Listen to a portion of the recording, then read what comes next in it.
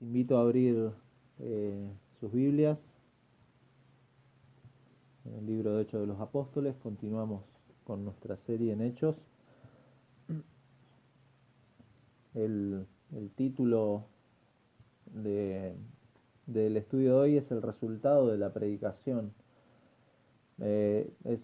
Ahora cuando leamos el pasaje es obvio y no me maté mucho buscándole título al estudio, porque es más que evidente, y de alguna manera el, el pasaje de hoy es una continuidad de lo que hemos venido leyendo. En realidad toda la estructura del pasaje es Hechos 13, del 13 al 52, pero obviamente por cuestión de tiempo y por extensión de lo que era el pasaje, optamos por dividirlo, y hoy vamos a hacer como una segunda parte, que es el resultado de la predicación de Pablo ahí en Antioquía de Pisidia.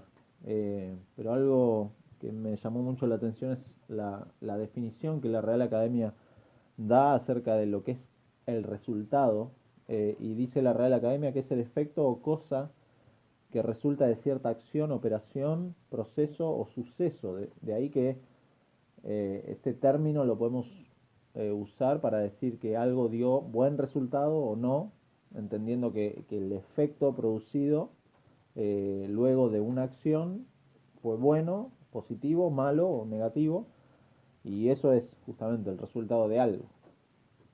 En diferentes, incluso disciplinas, uno puede aplicar esta palabra. Por ejemplo, todos los años las empresas realizan lo que se conoce como resultado contable, y ese resultado contable es un número que se obtiene entre las cuentas de pérdida y las cuentas de ganancia. Pero bueno, no vamos a entrar obviamente a cuestiones de contabilidad.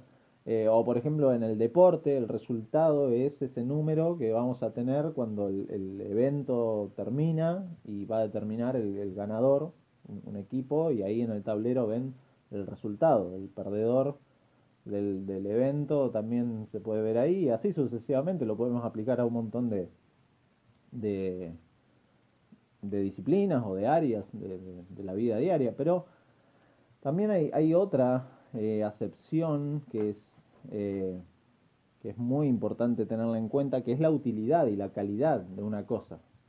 Decimos normalmente que por ejemplo, cierto ejercicio me dio buen resultado para fortalecer determinada parte del cuerpo. O sea, no es mi caso, pero hacemos cierto ejercicio, ponele. O, por ejemplo, compré alguna cosa material y me dio buen resultado, porque me dio buen resultado lo que compré. Y bueno, y de ahí aplicamos también la palabra. O me dio buen resultado adquirir cierto hábito para mejorar, por ejemplo, la forma de estudiar, y me dio resultado. Y de ahí que se conoce, este término del resultado se conoce también en el área del pragmatismo. Eso es lo pragmático, lo que me resulta. Y no vamos a explicarlo, obviamente no vamos a entrar en la corriente filosófica, pero como concepto, el pragmatismo es aquella idea o esa tendencia a darle primacía a un valor práctico de las cosas sobre cualquier otro valor. O sea, si algo me da resultado, entonces eso es lo que tengo que hacer.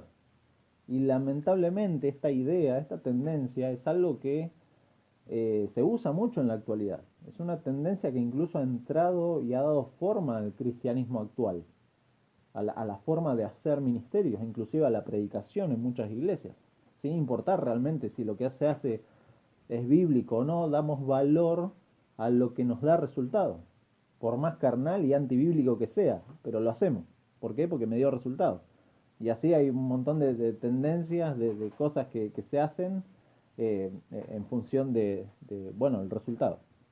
Y mirando estos 13 capítulos que ya hemos recorrido de Hechos de los Apóstoles, y los 15 que nos faltan todavía recorrer, uno puede notar a simple vista que estos hermanos, estos discípulos del Señor, bajo la guía del Espíritu Santo, llamados a ser testigos, jamás dieron valor a lo que daba resultado.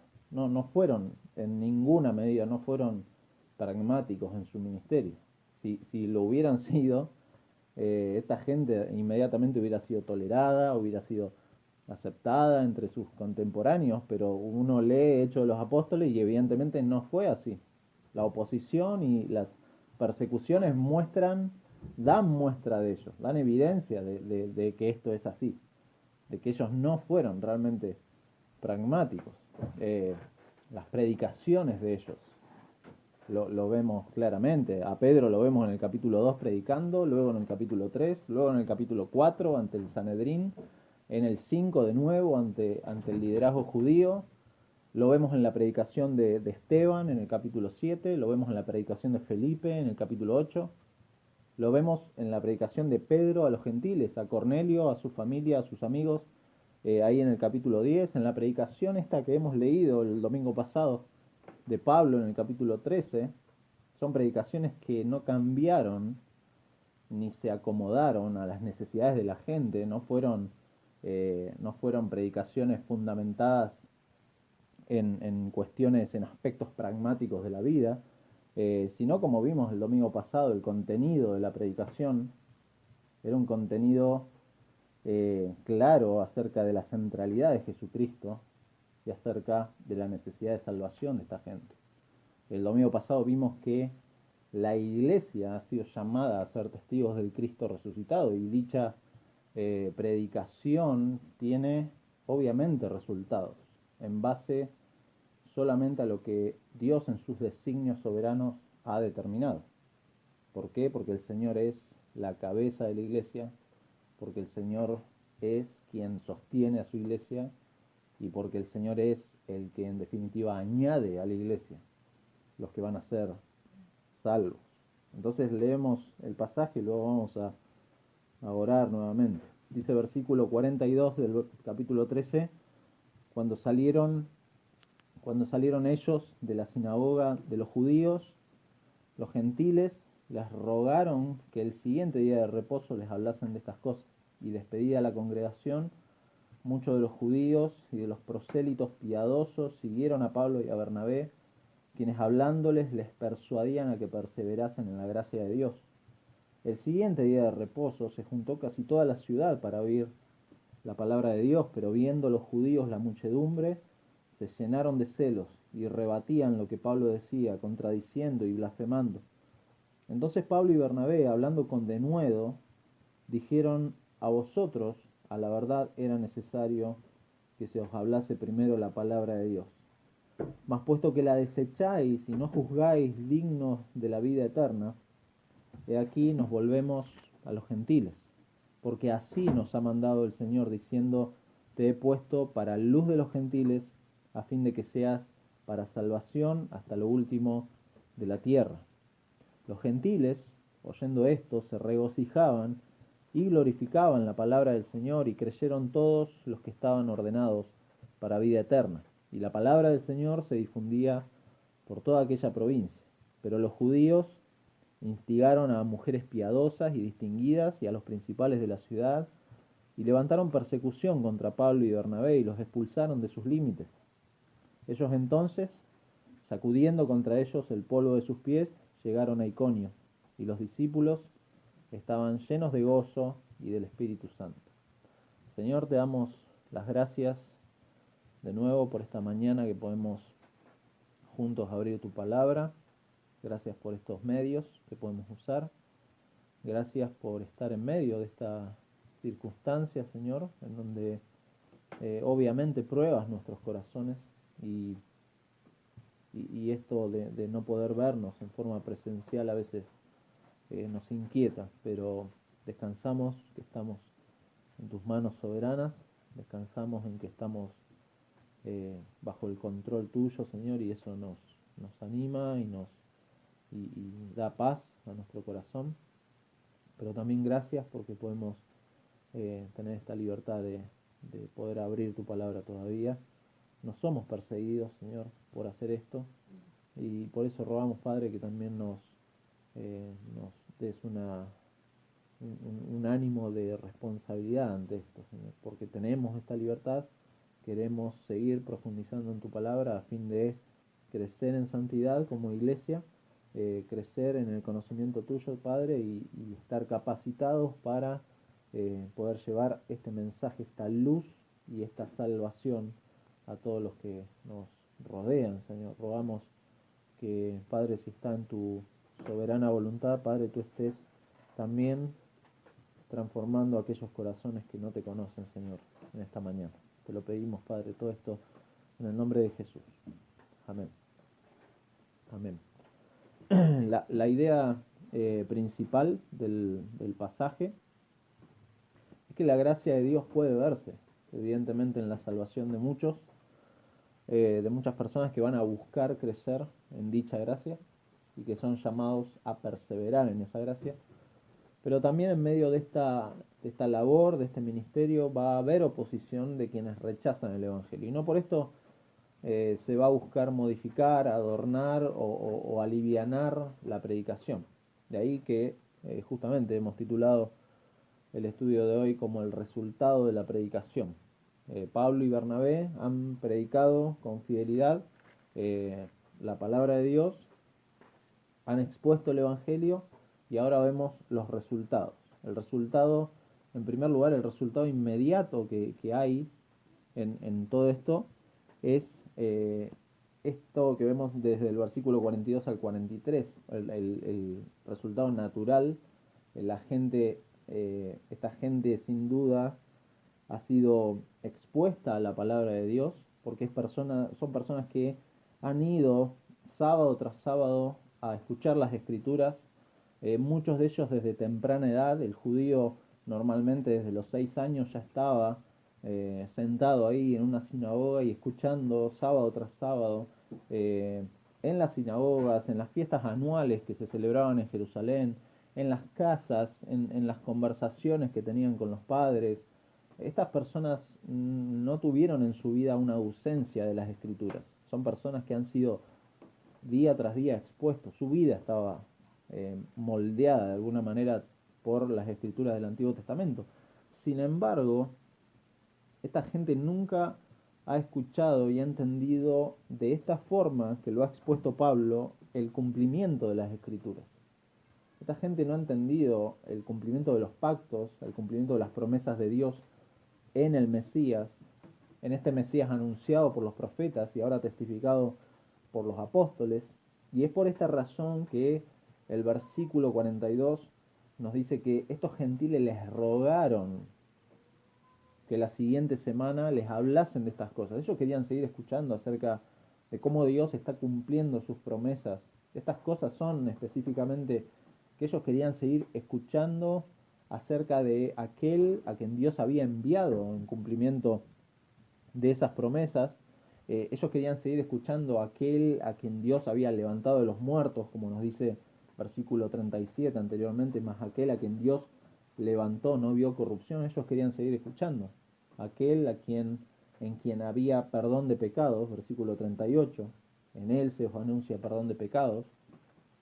Ellos querían seguir escuchando, obviamente, aquel de quien no solo hay perdón de pecados, sino que es justificado el pecador, es justificado todo aquel que cree, como dice el versículo 39, de todo aquello que por la ley de Moisés no pudiste ser justificados, en él es justificado todo aquel que cree. Ellos querían seguir escuchando de estas cosas, ellos querían seguir escuchando acerca de Jesucristo, como Dios, por medio del contenido de esta predicación que vimos el domingo pasado, está llamando al arrepentimiento y a la fe a esta gente, a esta congregación. Y muchos de estos estaban con ansias de seguir escuchando estas cosas.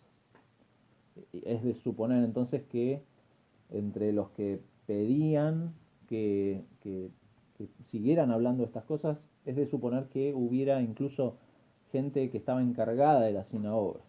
Recuerden que Pablo y Bernabé, versículo 15 del capítulo 13, dice que después de la lectura de la ley y de los profetas, los principales de las sinagogas mandaron a decirle: varones hermanos, si tenéis alguna palabra de exhortación al pueblo, hablad. O sea, ellos los invitaron y ahora hay gente que le dice que el siguiente día de reposo quieren seguir escuchando. Así que es muy posible que estos que dieron permiso a Pablo y Bernabé les estuvieran pidiendo también que el próximo sábado se pudieran reunir. Entonces Lucas va a entrar a lo que es a dar más detalle de quiénes siguieron a Pablo y Bernabé. Nos dice que eran, fíjense, versículo 43, muchos de los judíos y de los prosélitos piadosos siguieron a Pablo y Bernabé.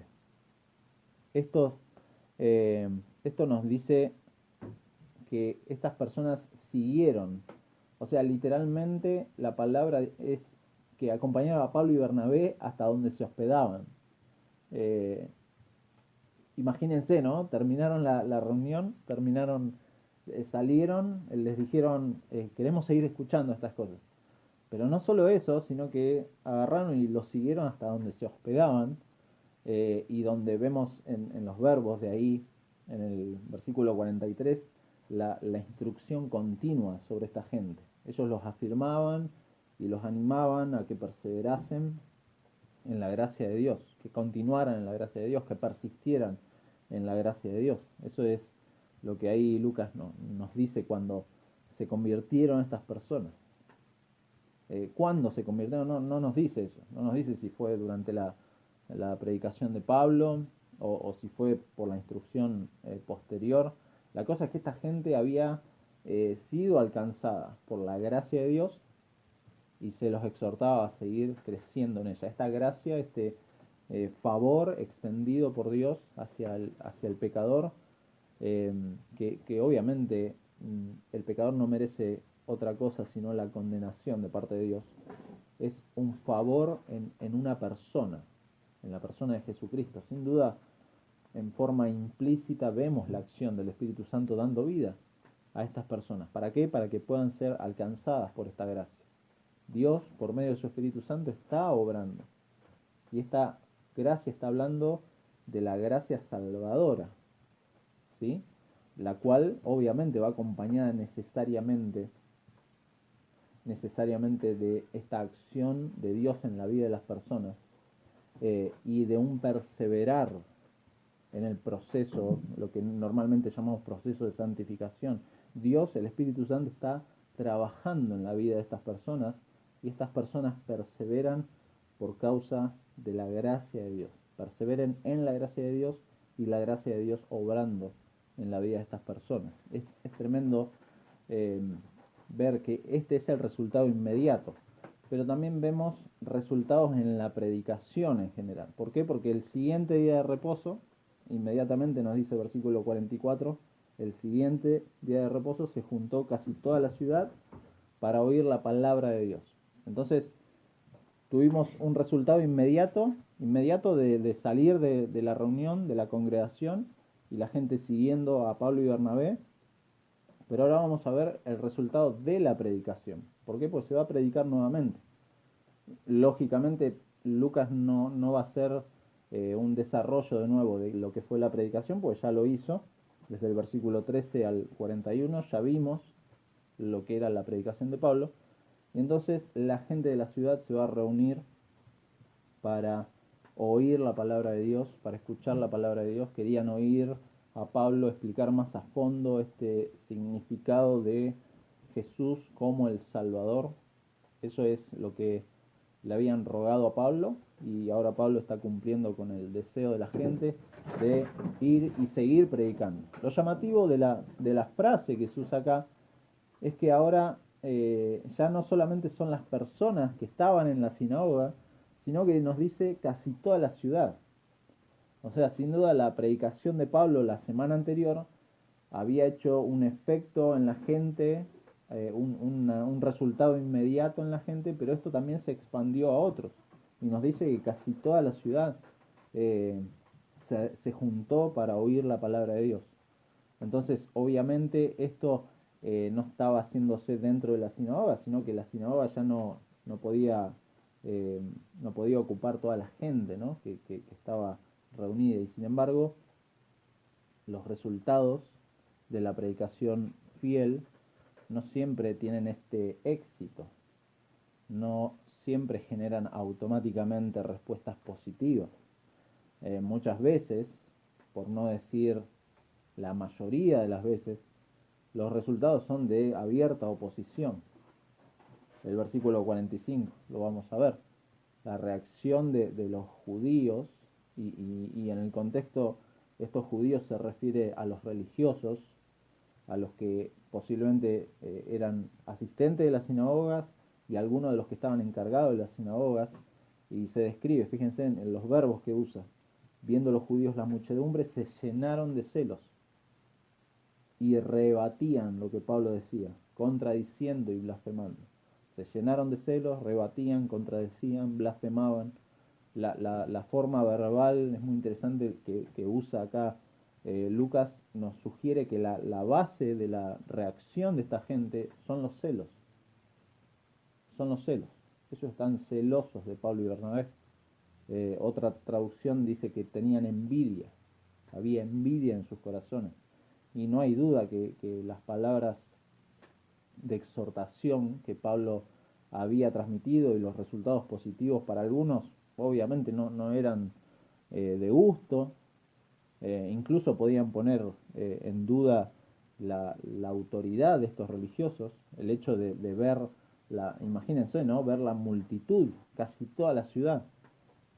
También puede sugerirnos que hay envidia por este éxito de este ministerio y cómo esto podía verse por todo el pueblo. Y entonces, por un lado, nos dice, por un lado, rebatían lo que Pablo decía y trataban de contradecir las palabras de Pablo, ¿sí? Era una lucha de palabras, pero por otro lado, dice el término blasfemar. Y acá es interesante, porque obviamente un judío que blasfemaba, si blasfemaba contra Dios, inmediatamente era apedreado. Era así, no había mucha vuelta. Entonces el término blasfemar no está hablando de que maldecían o decían cosas contra Dios, sino que estaban insultando y difamando la persona de Pablo y Bernabé. Ellos estaban atacando puntualmente a Pablo y Bernabé. Acá ya no importaban las palabras, no importaba si la predicación de Pablo y Bernabé era fiel a las escrituras, o si exponía el evangelio para perdón de pecados. Eso ya no importaba acá. Ellos ahora estaban atacando directamente a Pablo, estaban rechazando abiertamente todo lo que Pablo era y a quién representaba. Entonces, fíjense, ante este menosprecio, dice Pablo y Bernabé, hablando con denuedo, y ahí van a hablar a estas personas. Esa palabra denuedo ya lo hemos visto al principio de los estudios de Hechos, es hablar honestamente, hablar directamente al público, hablar con valentía, hablar sin miedo. Es decir, van a reafirmar el mensaje con valor, con audacia, y van a formular una conclusión de esta oposición que los judíos tenían. Y lo van a hacer con franqueza y con claridad. Versículo 46 dice: a vosotros, a la verdad, era necesario que se os hablase primero la palabra de Dios. Mas puesto que la desecháis y no juzgáis dignos de la vida eterna, he aquí nos volvemos a los gentiles. Esta gente es parte del pueblo de la promesa. Ellos son parte de Israel. Y por eso ellos son los primeros en enterarse del cumplimiento de la promesa de Dios a los padres.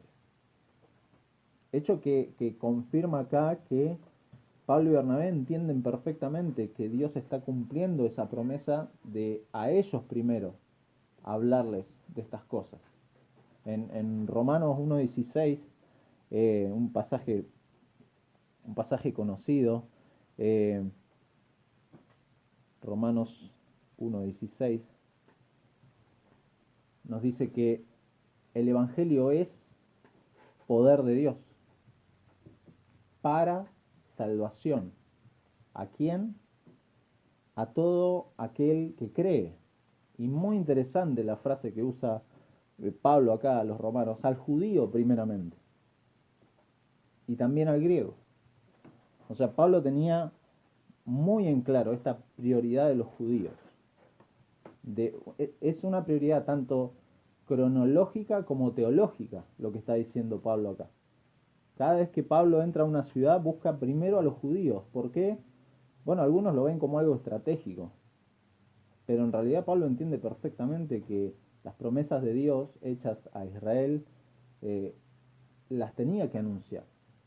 Un judío como Pablo, con una formación rabínica como Pablo, iba a ser escuchado en las reuniones de las sinagogas. Hay una prioridad cronológica, pero también una prioridad teológica, porque busca primero a los judíos, porque el judío es descendiente de Abraham, son miembros del pueblo del pacto de Dios que merecen escuchar la buena noticia de la llegada del Mesías y su salvación antes que este mensaje sea proclamado a los gentiles. El mismo Señor Jesucristo en Mateo 16 nos dice que Él ha sido enviado primero a las ovejas perdidas de la casa de Israel. Esto era necesario primero. Pero estos judíos hacen algo que tiene consecuencias. ¿Sí? Y lo dice ahí Pablo y Bernabé. Era necesario que se os hablase primero, y dice después del punto y coma, mas puesto que la desecháis y no juzgáis dignos de la vida eterna, he aquí nos volvemos a los gentiles. Rechazan, desechan la palabra de Dios y no se consideran dignos de la vida eterna. Rechazar la palabra de Dios en este contexto es rechazar el mensaje acerca del Mesías. Eso es lo que están haciendo estos judíos. El anuncio de Jesucristo, como dijimos, en quien hay perdón de pecados, en quien hay justificación ante Dios gracias a la resurrección.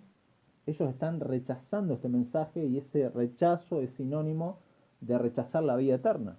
Eso es lo que está pasando. Ellos han evaluado lo que han escuchado y han preferido descartar el mensaje de Dios para su pueblo, abiertamente, y eso obviamente tiene consecuencias, ¿sí? Y esto es lo que Pablo y Bernabé afirman, que el rechazo de la palabra de Dios sobre el Mesías por parte de estos miembros de la comunidad judía significa que ahora ellos van a evangelizar a los gentiles.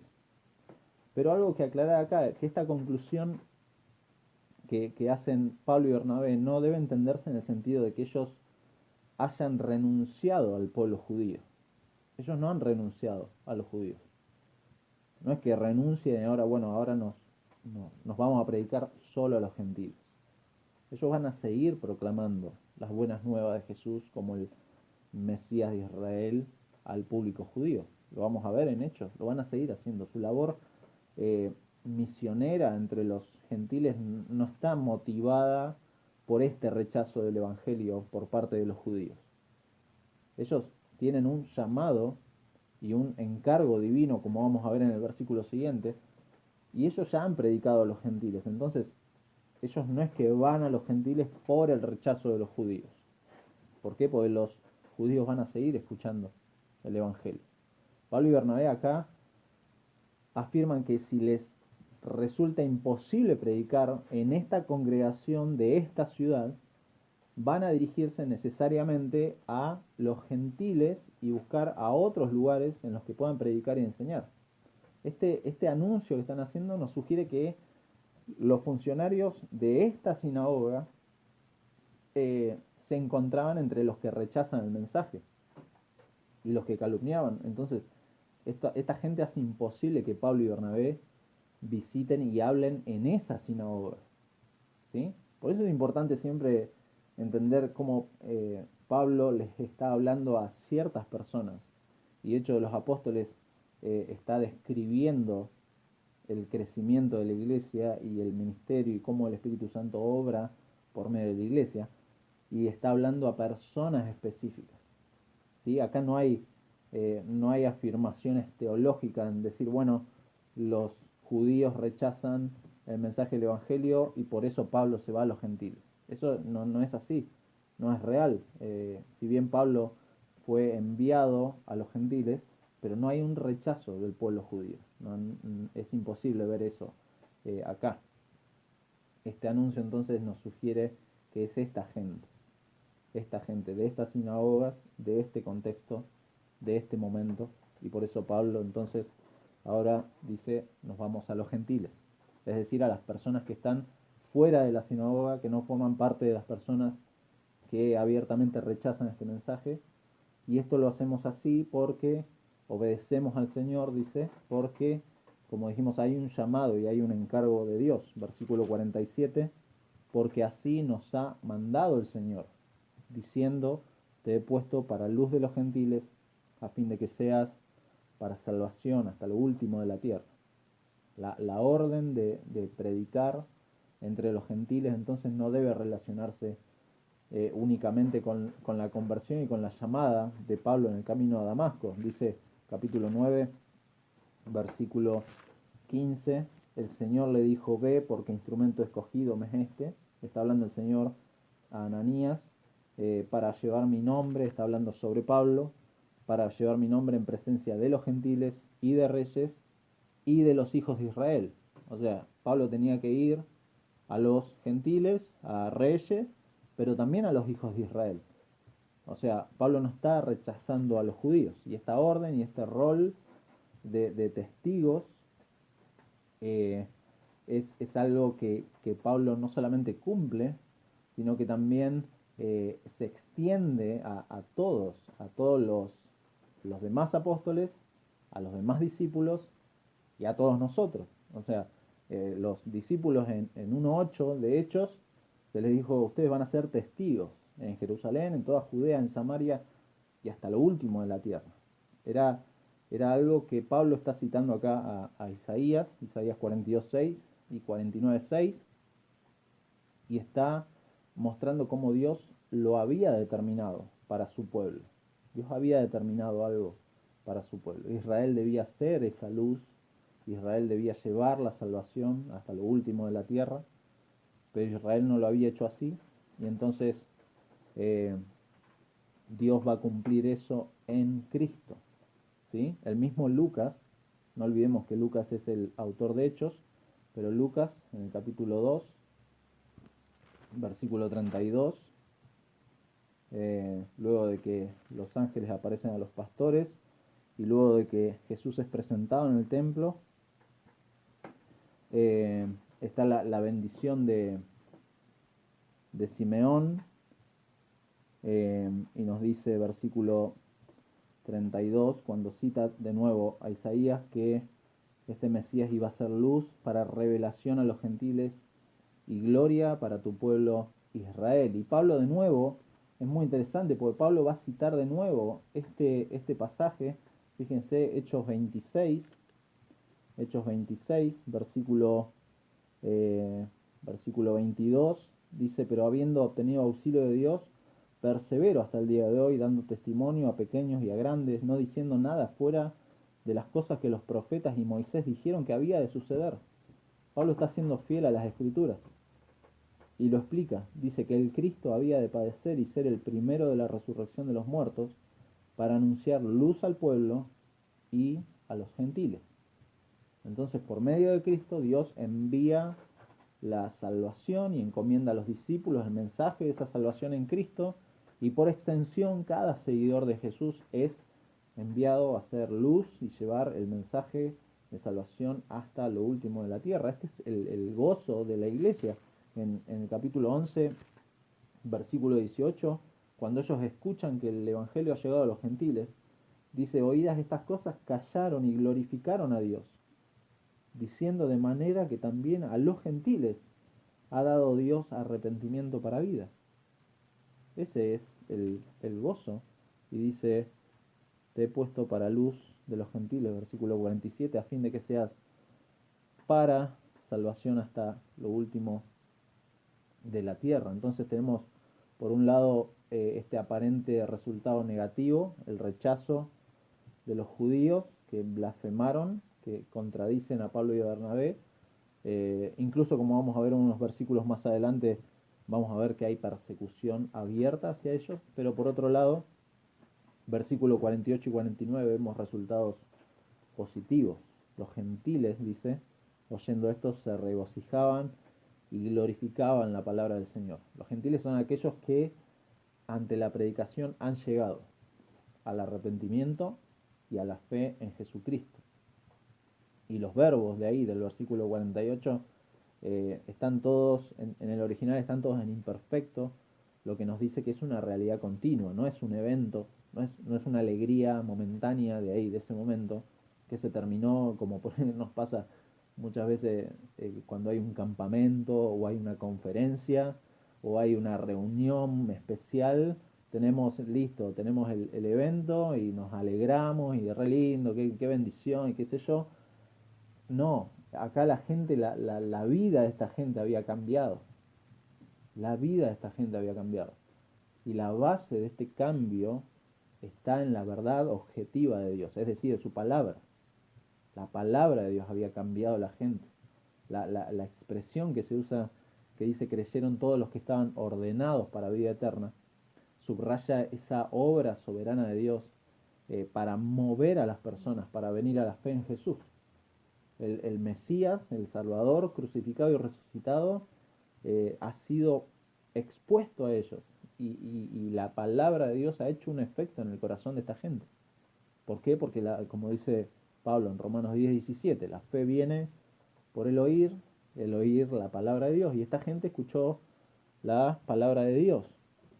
Muy interesante que en Primera de Corintios, Pablo, Primera de Corintios capítulo 1, del 18 hasta el 2:5, después el que esté anotando, léalo tranquilo en su casa, pero Pablo subraya ahí de forma similar que es solo el poder de Dios y no la brillantez retórica o una argumentación eficaz lo que convence a los judíos o a los gentiles de la verdad del Evangelio. ¿Por qué? Porque, y explica ahí en 1 Corintios 1, la palabra de la cruz es locura, dice él. Es locura, y Dios salva al creyente por una locura que es la predicación. Una predicación que sigue explicando ahí en 1 Corintios, una predicación que está centrada en la persona de Cristo, y que sin duda esa persona de Cristo va a ser tropiezo y locura para muchos. Pero que para los llamados, dice, por Dios, esto representa la salvación. Por eso nos gloriamos en Cristo. Y dice ahí en 1 Corintios que no hay jactancia, que no hay mérito, que no hay justicia personal, que no hay nada nacido de nosotros, y de ahí que nuestra fe está fundada en el poder de Dios, un poder que se extiende por medio de su palabra, como nos dice el versículo 49, acá en Hechos 13, y la palabra del Señor se difundía por toda aquella provincia. El mensaje del Evangelio se difundía. Entonces vemos que la palabra de Dios, la predicación, tiene resultados. Tiene resultados, positivos o negativos. Pero cuando es predicado el Evangelio, todo resultado a los ojos de Dios es positivo. Porque ese es el objetivo, ese es el rol que la iglesia y el cristiano cumple, ser testigos del Cristo resucitado. Y no solo eso, sino que, como último encabezado, el ministerio también tiene resultados.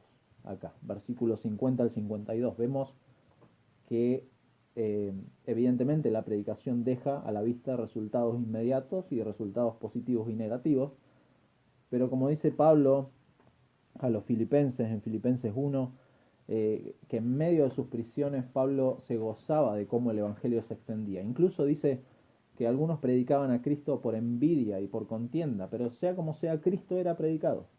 Y ese era el gozo de Pablo, que Cristo sea predicado, a pesar de las consecuencias, como vamos a leer acá, dice versículo 50, pero los judíos instigaron a mujeres piadosas y distinguidas y a los principales de la ciudad y levantaron persecución contra Pablo y Bernabé y los expulsaron de sus límites.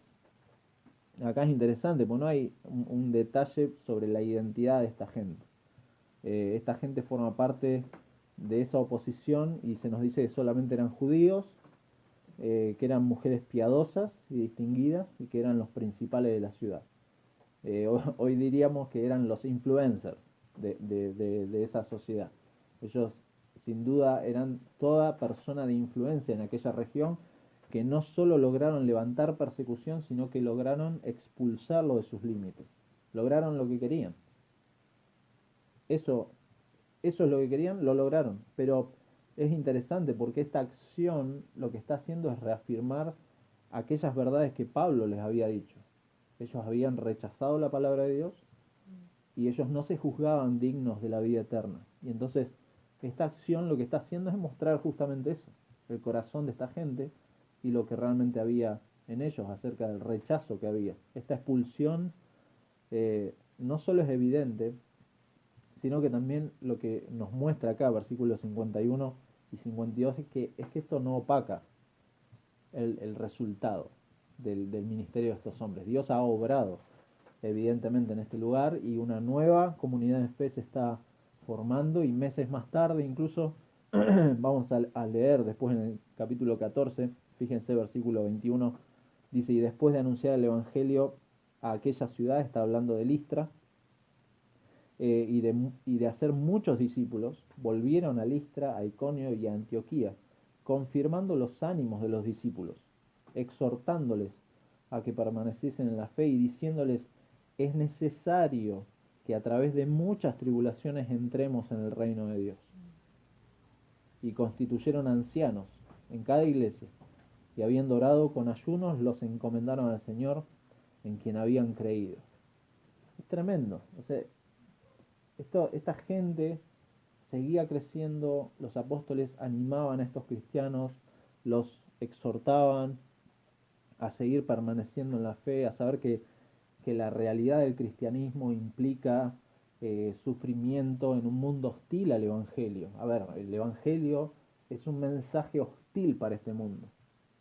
Y nos dice, muy interesante, constituían ancianos, es decir, la membresía y el liderazgo de la iglesia local se iba afirmando en estos lugares donde Dios estaba añadiendo salvos a la iglesia. Y finalmente vemos el cierre que hace Lucas en el relato con la reacción de Pablo y Bernabé. Dice: ellos entonces, sacudiendo contra ellos el polvo de sus pies, llegaron a Iconio. Una expresión que es visible acerca del rechazo que el mismo Señor Jesucristo en Lucas capítulo 9 versículo 5 dice: y donde quiera, el Señor le está hablando a los discípulos y les dice: y donde quiera que no os recibieren, salid de aquella ciudad y sacudid el polvo de vuestros pies en testimonio contra ellos. Y Pablo de nuevo en el capítulo 18, más adelante vamos a verlo, versículo 6, no se va a sacudir el polvo de sus pies, va a sacudirse sus vestidos directamente.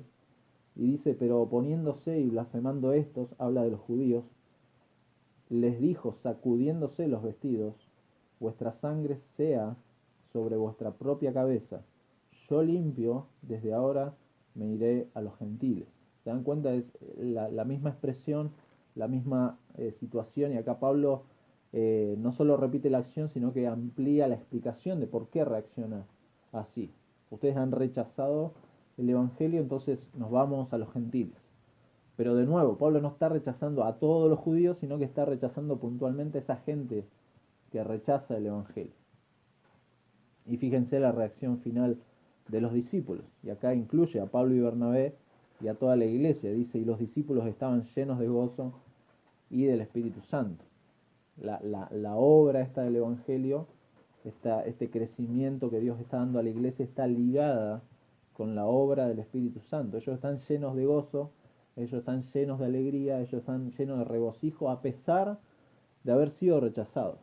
Ellos tienen ahora un sentido más profundo de cómo Dios está obrando la salvación por medio de la predicación de la palabra, lo que los va a motivar a seguir a la siguiente ciudad. Ellos se sacuden el polvo de sus pies, llegan a Iconio y ellos van a seguir predicando el Evangelio, porque esa es su motivación. Lo que Dios les ha ordenado, ellos son testigos, ellos predican el Evangelio. Es muy claro. Entonces, como la idea principal del pasaje es cómo la gracia de Dios puede verse en la salvación de muchos.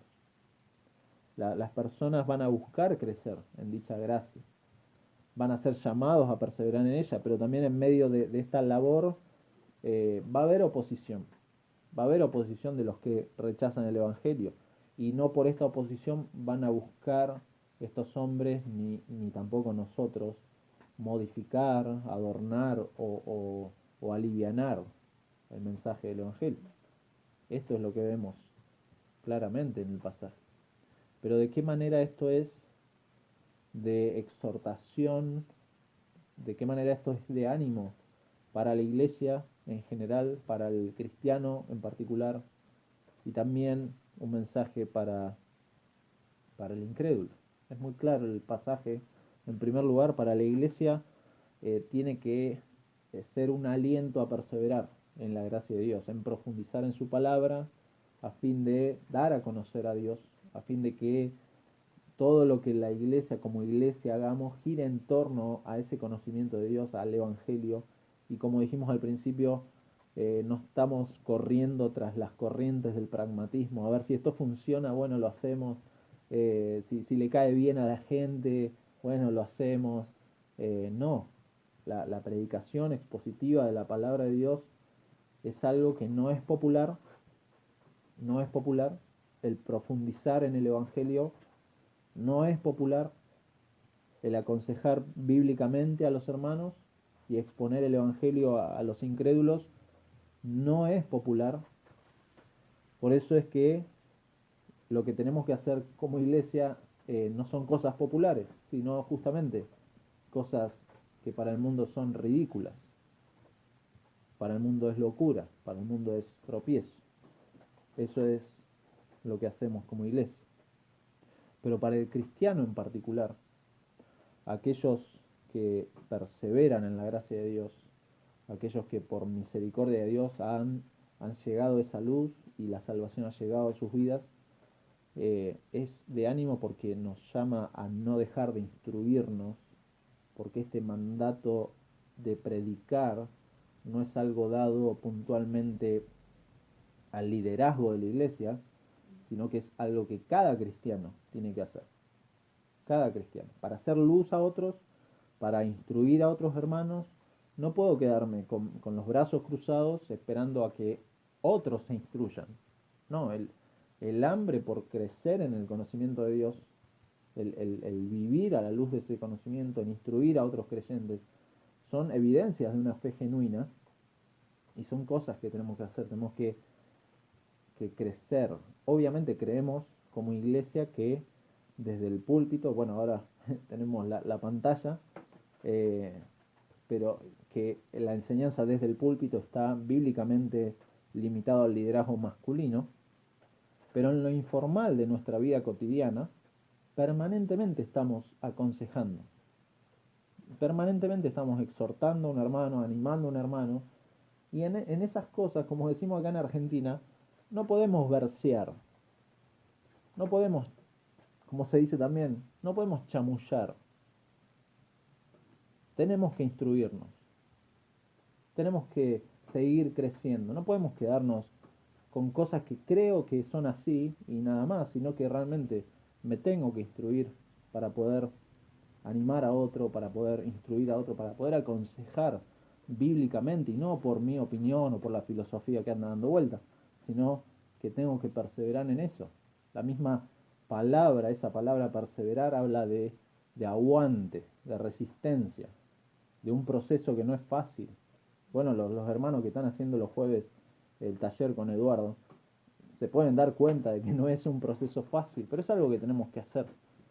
No es fácil. Pablo y Bernabé lo experimentaron y no estamos tampoco exentos a ese tipo de resultados, pero no nos acomodamos a los resultados, sino que obedecemos el mandato de ser testigo. Y un testigo, por ejemplo, un testigo en un juicio es alguien que habla en función de lo que ha visto y dice la verdad. Un testigo no se pone a discutir con el juez, un testigo no se pone a cambiar las leyes, un testigo no se pone a debatir con los acusados, no, el testigo habla la verdad, sin importar las consecuencias, sin importar los resultados. Eso es lo que hace un testigo y esta gente hacía esto y nosotros somos llamados a ser testigos. Pero finalmente, también para el incrédulo hay un mensaje. Una vez más, es muy claro el mensaje, el pasaje ha sido claro en advertir a aquellos que rechazan la palabra de Dios, que no están rechazando a los mensajeros, que no rechazan una iglesia, que no rechazan una institución, sino que están rechazando a Dios mismo, aquellos que cierran sus oídos al Evangelio. Rechazar la palabra de Dios es, como vimos acá, rechazar la vida eterna.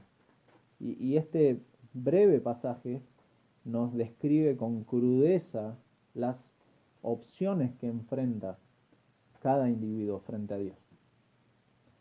Todos los hombres o confían en Jesucristo y son salvos, o lo rechazan y son condenados.